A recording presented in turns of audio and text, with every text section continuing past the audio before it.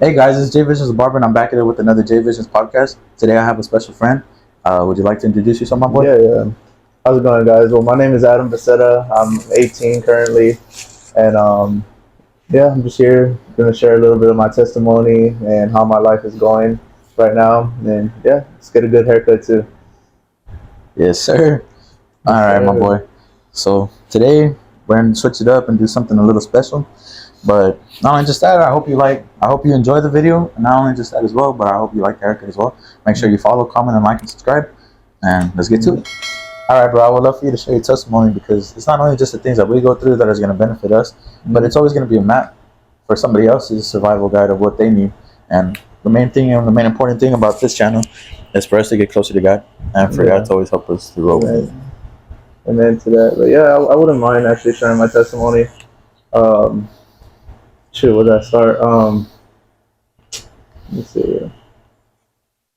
Well, really, it started when I was young. My mom and dad, they got together at a young age. My mom was 16. My dad was like 21 Uh-huh. at the time, and my mom was young, so at the time, she had cheated on my dad. They already had me. I was 3 years old. They already had me, so she had cheated on him. They broke up, and why I'm starting off with this is because this like impacted my life a lot because I felt like I always had to choose between my mom and dad. Yeah.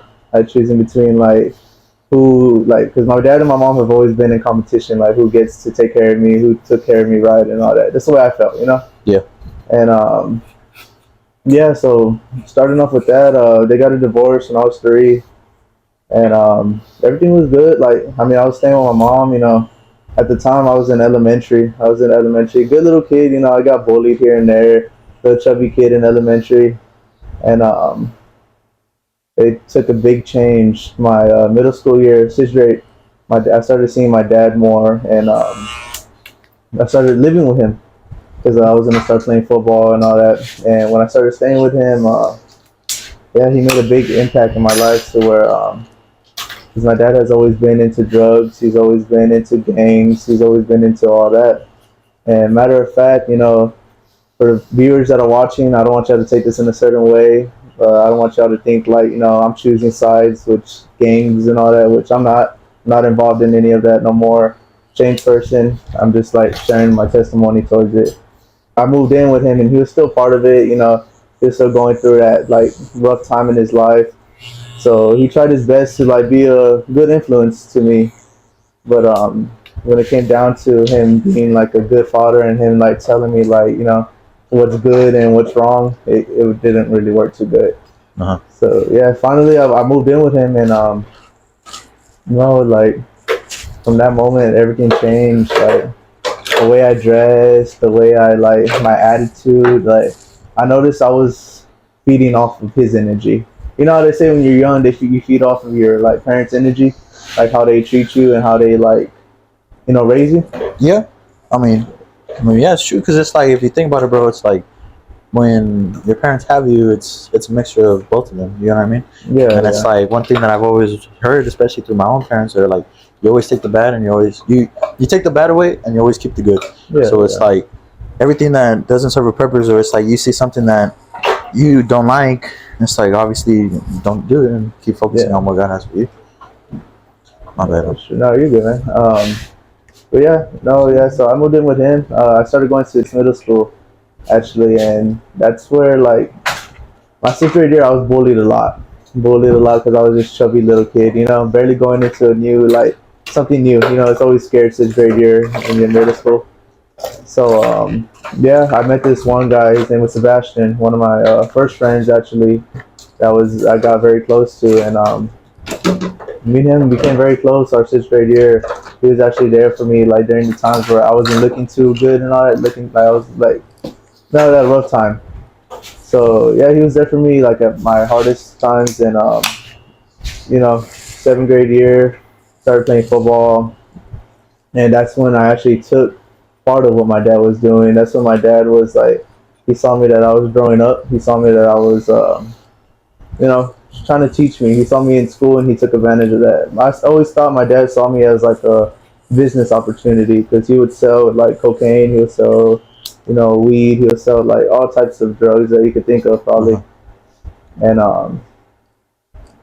at the time I thought he saw me as like a business opportunity. Yeah. Use me. I'm young. I'm in middle school. Middle school is like a time where like Oh yeah, definitely. You don't know who you are. I mean, yeah. oh well, no, never mind. Let's take that back because it's like one for sure. It's like our identity comes from Christ for me. Yeah. In middle school, it's like you're trying to find like things that you're good at, or not only just that, but it's like the people you should hang around with, or how you want your life to end out in the end. Yeah, most definitely. Yeah. But as we know now, as we grow up and we understand more and we get closer to God, it's like we know for a fact that our identity doesn't come through us, nor does it come through anything that we go through, but our identity comes from Christ. Yeah. Like the way it is true, it's like He died on the cross for us, and through His finished works, we are made who we are through Him. Yeah. To shorten like the testimony and all that, I started selling drugs to my dad will provide it. He'll give it to me, and he'll tell me to like sell this much. That's why I noticed like after growing up, there was a good that came out of it. I'm good with numbers. I'm good with all that, but just like I learned in a bad way. Yeah. So but at the end of the day, bro, it's always something that's gonna get. Everything that you've gone through has just been a preparation for you to be closer to Christ. Oh yeah, amen to that. But yeah, short story short, like everything was good. I was living that so what they call thug life, as thinking that it's like something they want to do. Like I see a lot of people where they see it like as something to like look cool, something to like oh yeah, I'm doing this, yeah, I smoke weed, yeah, I'm doing like something to look cool, when it really isn't. Like if you go back to, I have so many like past trauma that came from that type of life that has like brought me down, and which I'm thankful for God, because God has been helping me through it. God has been like showing me something bigger in the future. Most definitely. Yeah, and no matter how dark your past is, the light's always gonna be a lot brighter than what the past that you've gone through. Yeah. It's like the path that you've gone through has just been a preparation for the things that God has for you. Yeah. And yeah. My bad, bro. Continue on. No, you're good. Yeah. So my first trauma that really hit me, that I've been struggling with a lot, was actually my freshman year. Before school started, during the summer, me and my friend were actually walking. We were always hanging out, And we were walking by an area where I lived by and used to live by, and no, like I remember that day, like I just remember a car pulling up to us, and I was the first one to notice it. I looked back, and I saw the car like driving slow, and as like from experience from like what happened before, I had knew it was going to be a drive-by, and yeah, it turned out to be a drive-by, and we were like in the open area. We really had no spot to run. No, like we could have jumped the fence, but it was those private fences, and the nearest like spot that we could have ran to was a bus stop, which that's what I actually did, and I ran to the bus stop, and it's one of those green ones, that have the back plate on it. So I jumped in the back, and now, like I looked up and I saw my friend Sebastian. He got shot 5 times, and I didn't witness like the whole like shooting thing because I was ducking down. And he I had gotten up, and the car had already left, and I had went to him. He was just laying on the floor, and I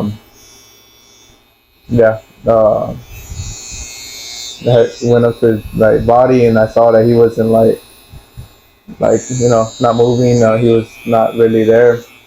Yeah. So I lifted up his head, and screaming like I was calling for help, and like I had stuff on me, so like I couldn't really like I was afraid to call the cops. Yeah. Afraid to like like call the ambulance and all that for me to get caught. But in my head at that time, I was just thinking like I gotta stay here with him, and he wasn't breathing, so I kind of knew it was like it at that moment.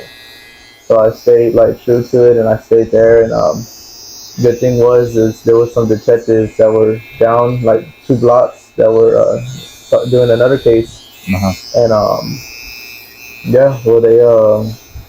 they went to where he was at, where we were at. And yeah, like And the crazy thing is like what I was wearing. Like they did judge me off of what I was wearing. So the first thing that they did, they grabbed me, they put me into handcuffs. Like I'm there, just like crying and crying, like yelling, screaming at them, like telling them what are y'all doing and all that. And no, they put me in handcuffs. They put me in the back of the car. I'm just there crying, and I ended up throwing all the stuff that I had. And yeah, no, they called the ambulance. The ambulance had got there, and yeah, well, they pronounced him dead on the scene. So no, like they put me into questioning. They actually arrested me. They put me into custody for thinking like it was gang. It was gang related.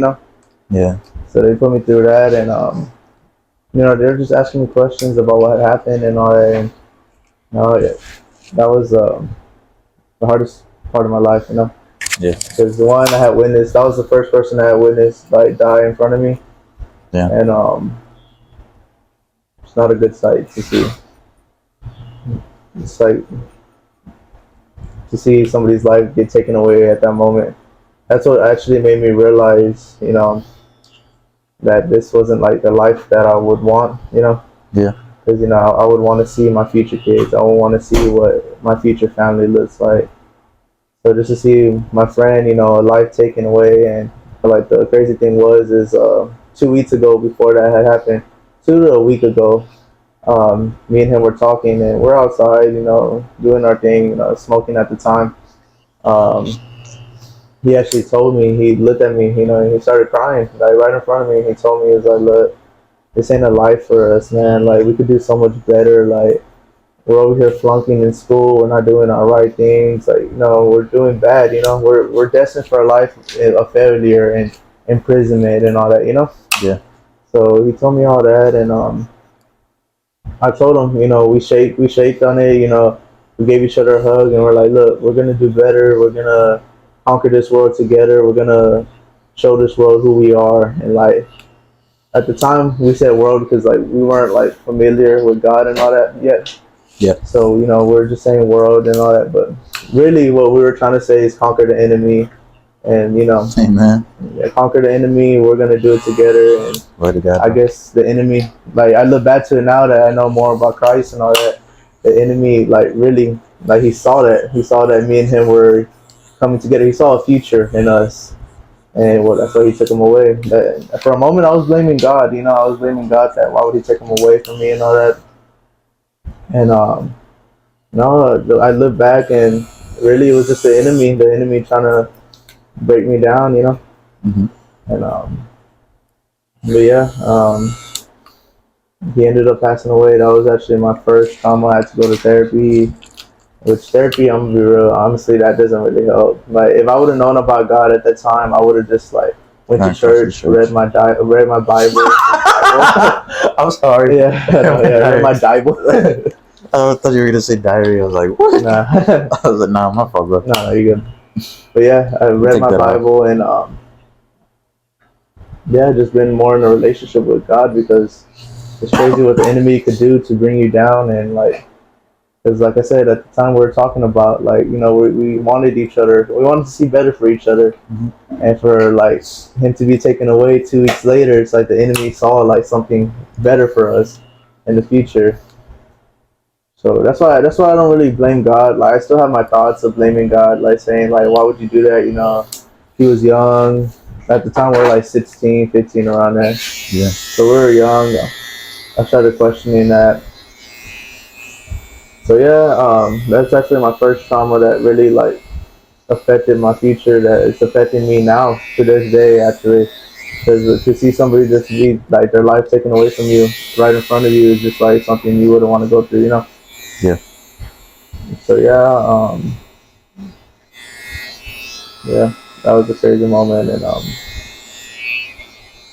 life went on after that, and I started doing more. Like I noticed after that, I started doing more drugs. I started doing more like heavy stuff. At first it was just weed. Then I started doing like ecstasy. I started doing all this other stuff to like ease the pain from like me like feeling like sad about what happened. Uh-huh. Yeah, and No, like to fast forward to it. 2 years later, I started going to East Central, and East Central kind of switched, like changed me because I got my first girlfriend that I actually like loved. 'Cause I had plenty of girlfriends before, and I never had the connection with them. I never saw them as like I would always see them like just like somebody to have a good time with. Yeah. But yeah, actually my sophomore year or going into sophomore year, I found somebody that I truly cared about. Truly cared about her. She was going through her battles. I was going through mine at the time, and oh yeah, like fast forward it, love. A year later, we end up breaking up. It was like a year and 8 months that relationship.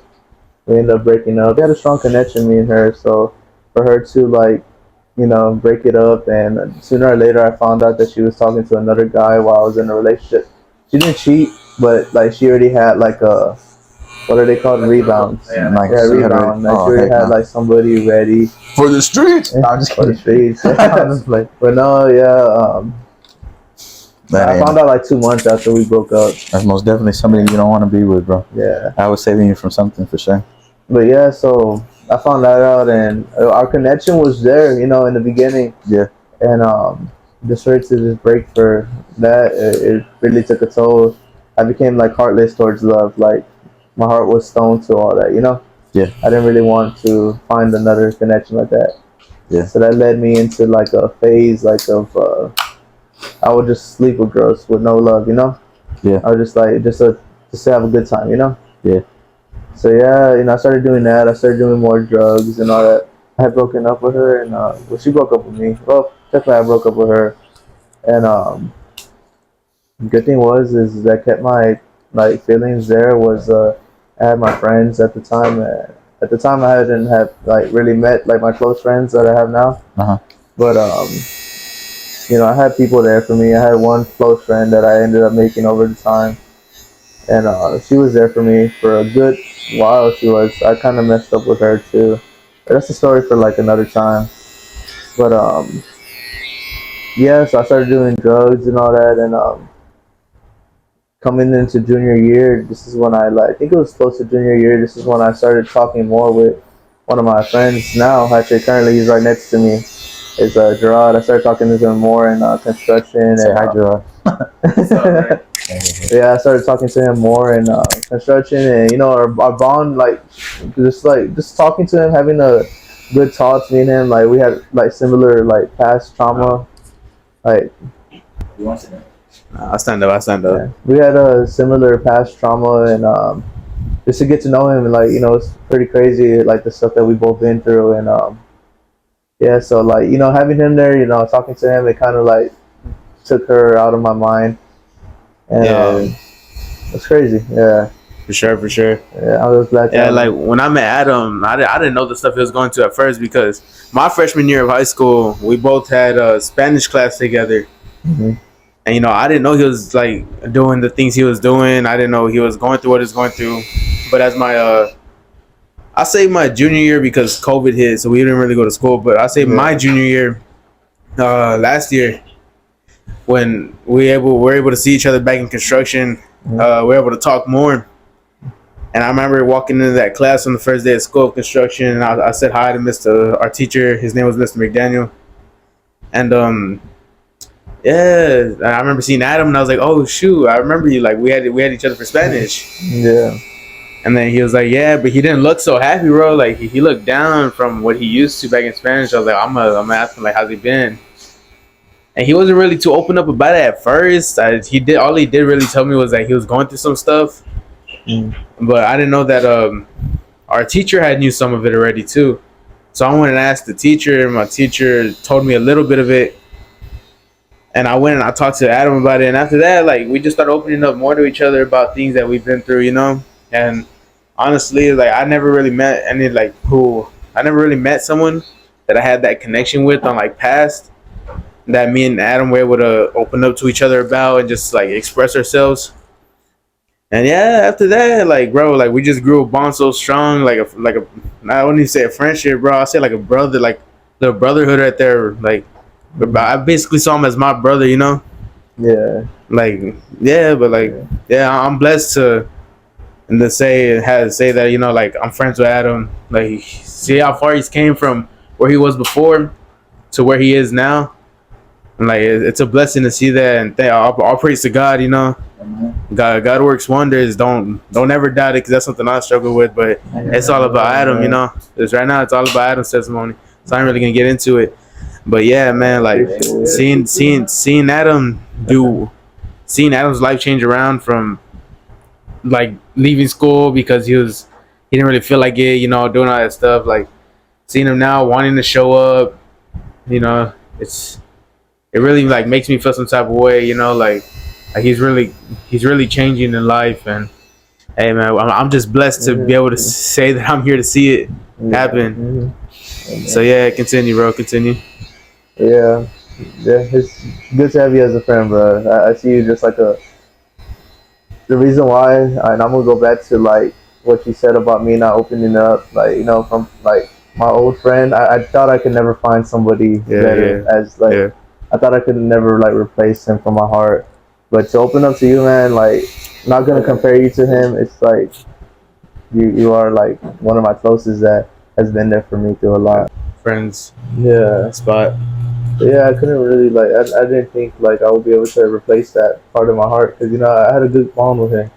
But, you know, to meet you, and I realized, you know, it's time to meet new people. Like, yes, like, me and him had memories. You know, we had like stuff that we did together and all that. But those memories will always be there. But I just need to look towards the future. You know, what God has in plan for me, and where He's gonna take me, like, with new people. You know. Yeah. So Yeah. Yeah, and to this day, I still mourn over his death. You know, it was like one point in my life where I changed, and yeah, moving on forward, and you know, as a year that during my junior year, I actually started to. I was working. You know, I kind of skipped a little bit of that story when I was working, and actually one day I was at work, and I work at Whataburger, and For those of you who don't know, that's a Texas thing. It's a Texas joint. Actually, I just found out that also a Whataburger was sold to California. Yeah, and there's one in Florida now. Florida. All right, That's crazy. But yeah, no, I was working at Whataburger at the time, and this was, I think, yeah, it was also my junior year too, and I just didn't really talk about this much. I think the only one that knew really a lot about it was Mr. McDaniel, my construction teacher, which I also had a great bond with. And no, during when I was at work, and I knew my friend was going through a lot, you know, I tried to talk to him because he was having the same issues that I was having. His two brothers abandoned him, and basically he was living with his mom, you know, trying to like help her out and all that. Going through a lot, and oh yeah, I found out that he had committed suicide. Oh, He had committed suicide. Yeah, your friend? Yeah, committed suicide at a young age too. He was way younger than me, and no, he had committed suicide, and I had gotten a call from his mom when I was at work, and I'm used to working like graveyard shift, so it's like overnight. So it was like around 2 in the morning, and I get a call from her, and first I answer the phone and just screaming, and I was like, "What happened?" And just like curious, like what was happening. I thought like he had like something had happened, like gang related wise or something, you know. So no, she told me that he had killed himself. That, you know, just screaming that her baby's gone and all that. So I told my boss that I need to leave, and I go over there, and they had already taken him, and yeah, his mom.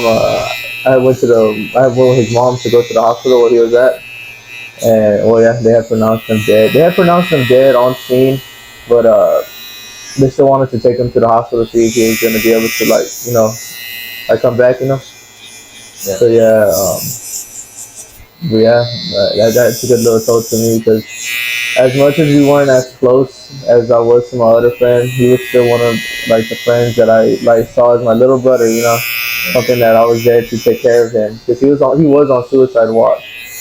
And I was one of the people that would go over to see him a lot, to tell him like, hey, you know, your life matters, you know, don't do none of that. And actually, to this day, which one day I'll read it out to y'all on the podcast. Whenever I'm with Javi, I can read it out to y'all. I still have his suicide note, and not just to make y'all feel sad, but like the stuff that he wrote in that note shows a lot of what kids go through nowadays.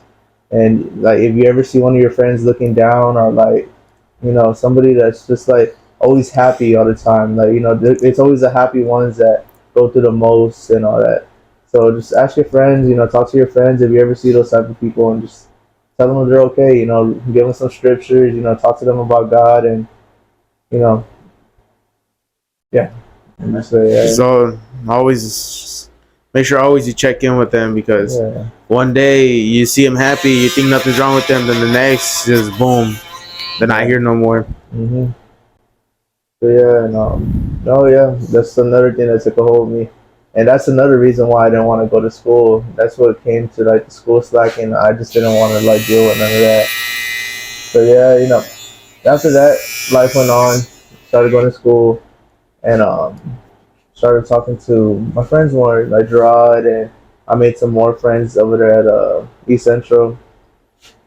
And no, yeah, as we got closer, like I noticed me, like I would always tell them, no, I'm okay, like I'm good.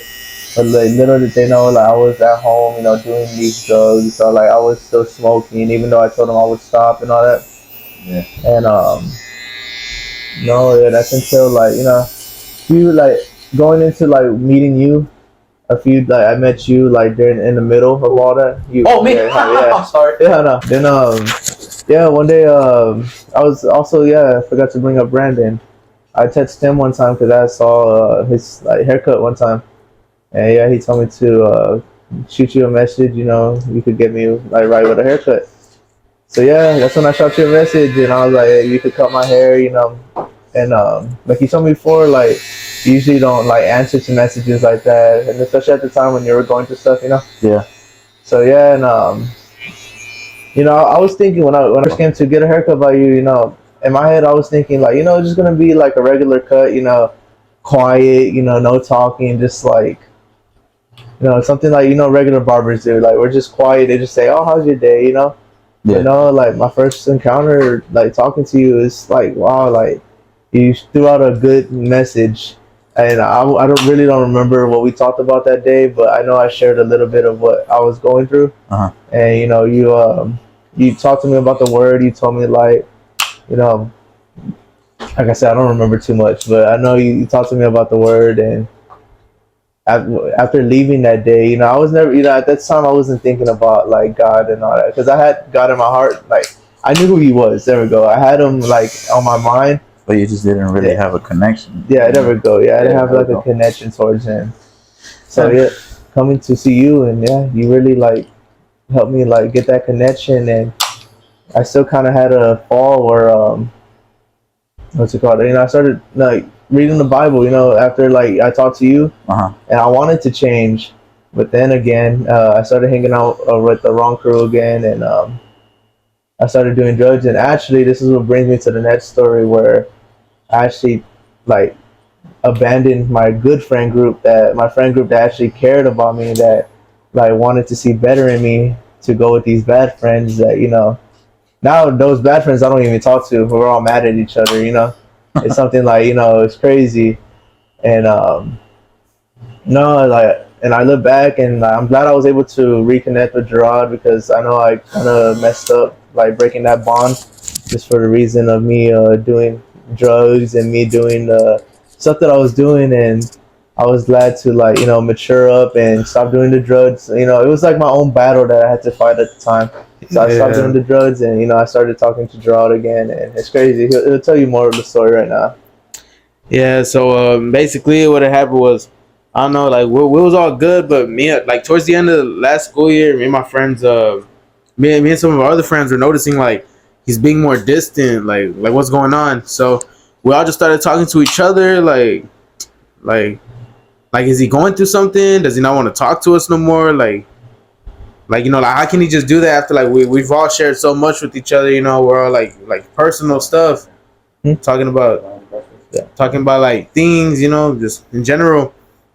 And yeah, you know, just to see him like just leave our group chat, not answer our text. I texted him a lot. I did some like I was helping out with some schoolwork, and he was helping me out with some money. You know, like it was just like kind of mutual. But like all of a sudden, he just like left, like stopped. He just opened my text and won't even reply. And I asked him like, "Hey, what's wrong? Are you good? What's going on? Like, why are you ghosting us?" And then same thing. He'll post on his story, but he won't answer our text. I'll reply to the story like, "What's going on? Like, are you trying to like what are you basically trying to imply? Like, what are you doing? You know, do you really want to lose some of your real friends just because you want to? Did we do something? Like, what did we say that missed with you? You know?" But no, it wasn't really nothing that what we did. It was more of he was going through it again, and he just fell into the wrong crowd. You know, he wandered off from us. He was like one of those sheeps. You know, they leave the little like herd, and they go and they wander off by themselves, and boom, they get eaten by whatever prey eats a sheep. I don't know.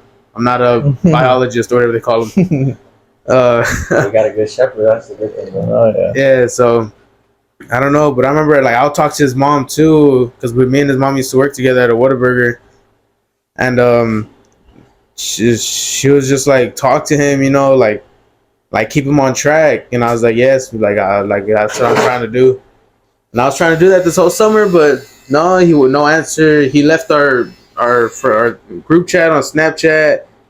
He left our group chat on messages, and like I said, he just stopped replying in general, and normally we're like, what's going on? Then one day I saw he ended up sending me a text, a paragraph about what's been going on and that he was sorry. And me at first, I'm not gonna lie, I wasn't gonna forgive him. I was so mad at the point because like I said, I called him my brother. Like we shared so much with each other. Like I already had it in mind. When I saw him, I was just gonna run up on him and just start like just beating him up and stuff, bro. Like I had that much anger in me, but then I always remember like, nah, that ain't the way, you know. Like that ain't the right way to do things. And I saw him one time. He texted me if we could chill out and talk things out, and he'll explain himself. And me, I was always taught you gotta forgive. You know, no matter what someone's done to you, always forgive them because you don't know what they went through. You don't know what's going through their mind. You don't know if they're in the right state of mind. So I saw him. We met up. And he was talking to me and he was telling me deeper things that he was doing, who he was hanging around with, like basically giving me like they weren't good reasons at all. They really weren't. But he got addicted again, and they had a toll. And basically, those things that he was doing, they had a say in what he did or not, and it just led him down the wrong path. And you know, like I said, all glory be to God that he changed again. You know. Hopefully, I'm here to stay. I'm here to make sure he never goes back to that stuff again. And I've always been like that. That was one thing he's told me. He stopped talking to me because he knew I would have stopped him, or I would have tried to stop him. He didn't want that. It's not that he didn't want to, but like I said, when you're on drugs and you're on like a whole bunch of different other stuff, that takes a toll on your mentality, and that speaks for you. You don't speak for yourself. Yeah. And yeah, thank God he was able to get off again. Like I said, I'm gonna be here making sure he don't go back to that because that ain't right, you know. Not only for our friend group, not only for our friendship, but also just like getting right with God too. Like that's not what God wants to see us go through. That's not what God intended for us to go through. Yeah. So I'm here. So yeah, I mean, like the way they say and everything is just think about it. It's like we were once lost, we were once blind, just like the way how in John 9 Jesus heals the blind man. And I had just finished reading that a couple days ago, and it made me realize, like, at first back then in the world, bro, when we used to be worldly or in a certain way, it's like we weren't living really fully righteousness for God. But as we continue to grow in our faith, and as we continue to grow in our walk that we have for the Lord, and the walk that the Lord has for us, is what I'm going to say, I began to realize it's just like we were once blinded to sin, but now through the power and through the resurrection and through Christ's finished works, we are now able to see with our eyes fully open. And don't get me wrong, just like the way he's gone through so many things, and not only just him, but it's like through as well as for Gerard, for myself, and even for including every other believer. The righteous man falls 7 times, but we always got to get back up. The enemy always wants to plant stuff in your head and makes you think like, oh, like you've gone already too far away, or not only just that, but it's like certain particular things where it's like, nah, like you just, you know, for a fact, it's like you have a sense of like remorse to what you did, but the enemies always want to make it into like that you're just in the wrong. But in reality, Amen. God is grace. God is good. Amen. His mercy will always endure forever. And we just got to keep going and continue glorifying His name. And for first and foremost, glory all be to God. Just like the way we keep saying. Sir, and yes, sir. that's not through any of us, but we're grateful that God has been able to use us as vessels for one another, to be able to help one another, to be able to get closer to Christ. And not only just that, but on the path of righteousness that He has for us. I don't know. See, hopefully while doing this, we'll get some other people, and we'll all be in a group one day doing these podcasts. That's what I'm saying. Like, hearing y'all out, and it's just like the way y'all speak, it helped me out too. And now, like, Yeah. it's like that. Yeah, amen to that. Amen. Yeah, I'm blessed that God led me to, realize that what I was doing was wrong, and yeah, like I not breaking up that friendship. It wasn't really me doing it for bad reasons. Actually, it was, but it wasn't like really like I didn't have a problem with them. During the times like I knew what I was doing wrong, but like I said, like Gerard said, like drugs take a hold of your mindset. They take a hold of like how you think. So like at one moment I could be like, yeah, like I missed them, but then I'll do a drug and it would like change my whole thought around it. Yeah. So yeah, and I just thank God for bringing me back into the little friend group. Well, not fully, but bringing back one of my closest friends that I consider one of my brothers, and I'm just grateful for that. And yeah, like during the time before I touched Gerard, it was like it took me like 2 weeks to like actually like grow a pair and actually like text him, because like Gerard, I know he could fight, so I knew he was like mad about the whole situation. So I was like, man, like I know once I see him, he probably just want to just throw down right there. Which yeah, actually when we met up, I saw him, and I was just expecting a right hook towards it. I was like, we're not even gonna talk. I'm just expecting just to get hit. And no, like I'm glad like he was able to like keep his cool, and me and him talked it out what happened and all that. And yeah, like before that though, like I was reading the Bible and about forgiveness and all that, so I was really like hoping he would forgive me towards in that way. So yeah, yeah, I did. yeah. Which is then look at us now. Yeah. Look at us now. Getting haircuts together. Getting haircuts Matching together. designs. Matching designs. By our boy Jvisions. Thank you. I'll glory to God, man. All glory to God, and I see my connection with God getting stronger as I go. I stopped doing drugs. That's a good thing. I stopped doing drugs. That doesn't even come near my mind no more. Like, yeah. I'm gonna tell you, this whole mindset changed about a whole bunch of stuff. It's crazy. How's it look, bro? Yeah, it looks good. I'm not even gonna lie. Let me get him to check around real quick. I know our boy Jvisions hooking it up though. Like, this is not bad. Oh shoot, yeah, it's actually coming pretty awesome right here. The design's coming out I good. kind of want to see it, but I don't know if y'all can see his design through the camera. If y'all can, check it out. Like, not bad, bro, not bad. I sort of got the same thing too. I'm not trying to take up the whole camera space, but check that out. Sounds slight. Yeah. No, but yeah, My message to y'all is just, I know he's not here right now, but Yeah. my message to y'all is just keep the ones that are the closest to you by your side, because those are the ones that will forever be there for you no matter what. It's always those close friends that don't want you to do like stuff that you want to do to have fun. Just keep those friends close to you, because they could be doing it for reasons that are positive towards the outcome. So yeah, amen. don't go to those fake ones, 'cause I've seen those type of people. There's a lot of snakes out there, and they made those people that I was hanging out with turned me into one of those, where I just abandoned my good friend group so I could just do drugs and stuff that wasn't, mature. I needed to mature up, But yeah. Not even gonna lie, I wasn't expected to be mentioning this. Right. Yeah, nah. So I'm glad you are, bro. I'm glad you are. You big impact, bro. Big impact. Yes, sir. Yes, sir. Always. Sir. Always got your back, bro. Remember that. I'm speaking for both of us here that we're really grateful for you allowing us to come onto your podcast and, like letting us share some stuff. First and foremost, glory to God. Thank you very much as well for y'all being on the episode as well. But for first and foremost, I mean, the reason why I started this podcast and everything is not necessarily for us in any way, but to glorify God and to honor Him, to seek His kingdom, not to build ours in any way. all glory to God, because He saved us all three through very difficult situations that everyone has gone through, and let alone certain situations that not that many people have been able to, or not that many people have been able to overcome.